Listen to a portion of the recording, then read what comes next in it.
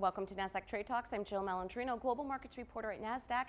Joining me at the market site in Times Square, New York City, we have Jean Desgagne. He is the CEO of Canada Stablecoin. We're going to take a look at the official launch of a Canadian dollar-backed stablecoin, QCAD, or what we refer to as QCAD. Now, Jean, you've held senior executive positions at TMX Group, better known as Toronto Stock Exchange. You're an advocate for fintech.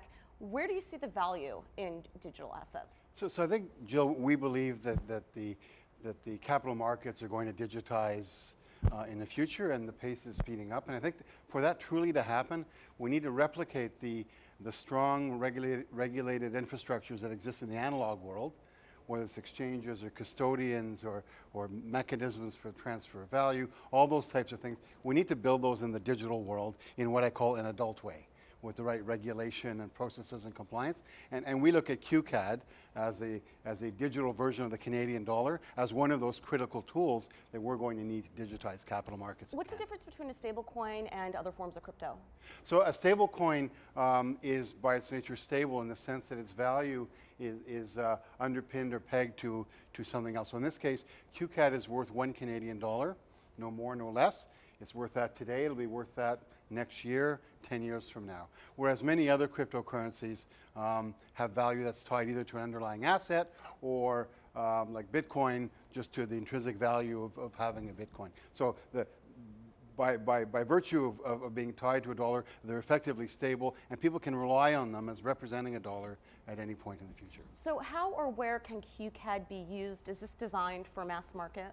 It is ultimately. So we look at a whole bunch of use cases. Some of the more immediate ones are in the crypto exchange world as a mechanism to bring fiat or actual dollars into that world and out of. QCAD becomes a nice representation of your dollars. One of the friction points if you deal with exchanges is when you want to cash out your cryptocurrency and have money returned to you, you don't really know where that money is, if it's in a bank or where does it sit. You have to rely on wires and other payment rails to get it to you. What QCAD does is provide an immediate digital way to get actual Canadian dollar equivalent value immediately in a way that's reliable, because we will publish that there actually are real Canadian dollars that underpin all the QCAD that we've issued.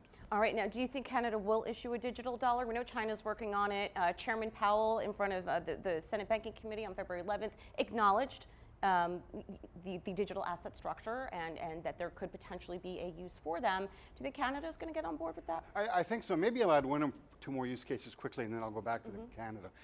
Other really interesting use cases, the U.S., we've had stable coins for a while. I think we're up to $5 or $6 billion in value. I think now that you have another G7 country like Canada that's got a version or QCAD, you can actually start trading foreign exchange using digital tokens as opposed to relying on banks and other intermediaries. Another really exciting use case for us.